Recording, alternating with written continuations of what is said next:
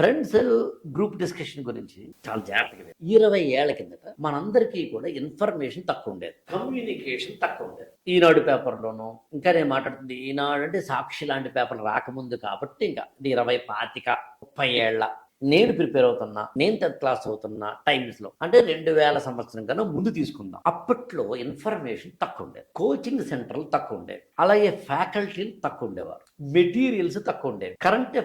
Current affairs ఇవ్వడానికి మహా అయితే హిందూ పేపర్ కూడా పొద్దున్న కాకుండా మధ్యాహ్నం వచ్చేది, ఊర్లో అయితే కనుక మరునాడు వచ్చేది.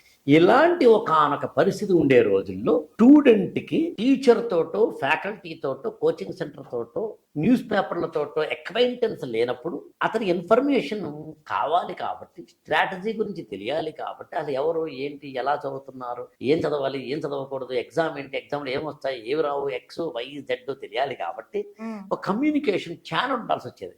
ఆ కమ్యూనికేషన్ ఛానల్ పేరే గ్రూప్ డిస్కషన్, ఆ కమ్యూనికేషన్ ఛానల్ పేరే ఫ్రెండ్స్. IAS for All ఛానల్ని సబ్స్క్రైబ్ చేసుకోండి, లైక్ చేయండి, షేర్ చేయండి.